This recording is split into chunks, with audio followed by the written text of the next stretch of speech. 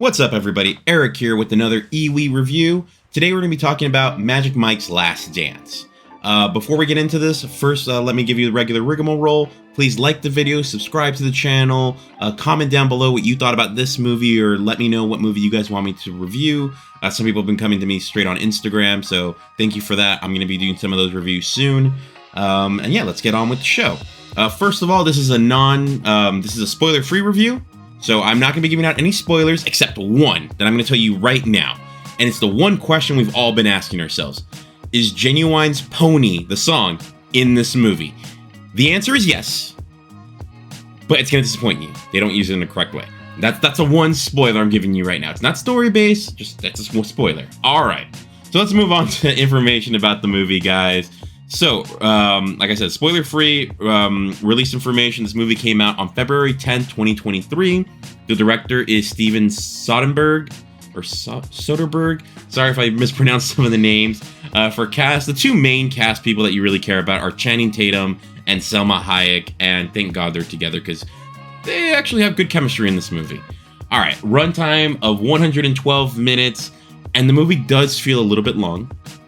All right, so let's talk about the plot. And here's actually, when I get to my thoughts on the movie, I'll mention something about the plot. All right, so Mike has to go now to doing some catering due to his furniture business not working out during the pandemic. So they kind of put the COVID stuff in there. And he ends up going to a party that he's catering. And in this party, one of his people that he danced for one time, I think in the first movie, Kim, she ends up being a lawyer at this place for Selma Hayek's character. Selma Hayek has been informed about what Mike does, and he ends up doing a dance for her. She really enjoys it so much that she actually takes him with her to London, where he's going to be doing a show in a historic arena?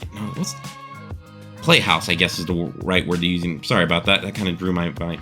Like a famous stage. And yeah, that's basically the basic plot of the movie. This is supposed to be like, his last thing or whatever. So before I go on my thoughts on the movie, let me just tell you, if you watch the trailer before you watch the movie, which I didn't do, the trailer gives a lot away, and the trailer actually makes it seem like there's bigger stakes to this movie or something like that. And if you watch the movie, you'll realize it's not like that at all. It's the trailer makes it seem like it's a bigger deal than what it really was. So that kind of sucks. I'm sorry for anyone that watched the trailer. That kind of did affect my score that I didn't watch it beforehand, because I think I'm a little bit more lenient on the movie. If you watch the trailer, you're actually going to think it's way cooler than it actually. You're going to think it's way worse than it actually is, in my opinion, for what it actually was. And the trailer also gives away the best dance, which sucks that it's there. But I guess that's the way they try and hook people into watching a movie. Here's one little fact, guys. If they show the best part in the trailer, that's never a good sign. Usually they want to save like their best things for later. This one put all the good stuff in there. But overall, I enjoyed the movie in terms of from scene to scene. Each individual scene, I was like, oh, this is pretty cool. This is really cool. The problem for me came down to when you put it all together, it's kind of a jumbled mess, and like, I don't know what was the point of anything. Is it a love story? It seems like it. Is it about a dancing? Kinda. And it's just like, you don't really get a good idea for having a 2-hour runtime. It's just like, you guys didn't really like put it all together as well as you should have. And they spent a lot of time just setting things up.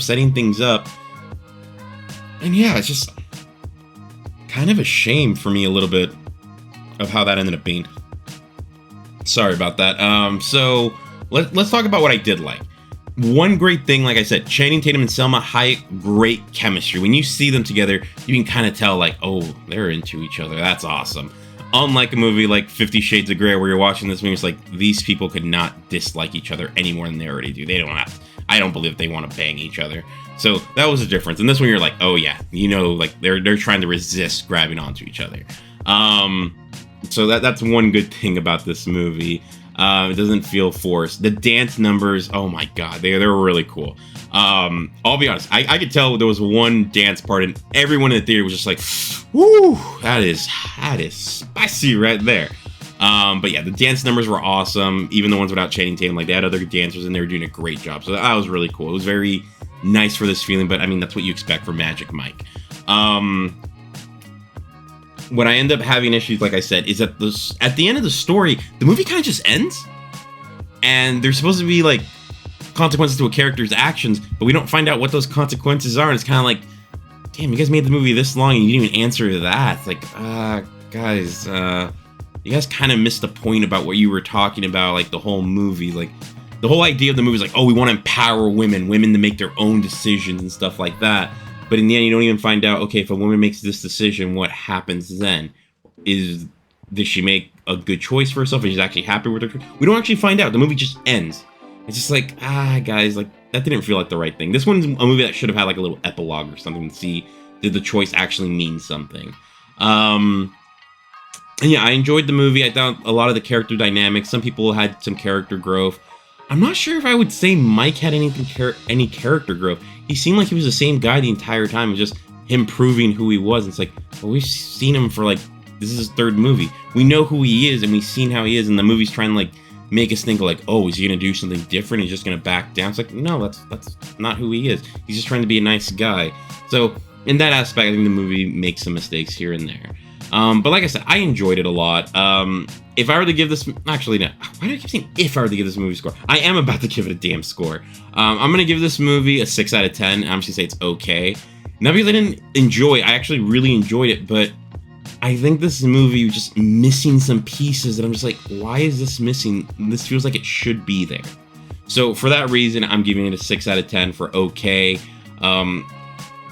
I was debating giving it mediocre, but I enjoyed it, so I'm gonna go 6 out of 10. Do I think you guys should watch it? If I'm being totally honest, if you like the first one, watch it. If you didn't like the first one, I don't think you're gonna like this one, so that's the best recommendation I can give you, honestly, because I'm not sure if people are gonna like this or not. This one's a weird one for me, where I enjoyed it, but I enjoyed the first two.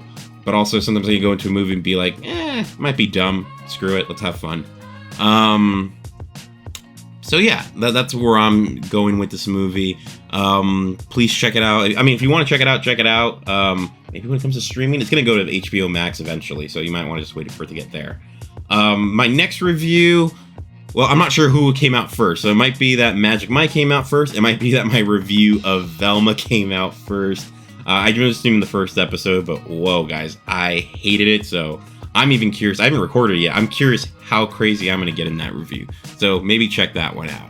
Alright guys, well that's it for this video. Please like the video, subscribe to the channel, comment down below what you guys thought about the movie if you watched it. Let me know what you guys want me to watch next. I did have, actually, two people have messaged me. One person wanted me to watch a Colin Farrell movie from back in October. I'm going to go back and watch that. And another friend asked me to watch Knock at the Cabin. So I'm actually going to go and watch those two movies. I'm hoping to have those reviews out in the next couple days. Please watch out for that. And yeah, I'll talk to you guys soon. See ya.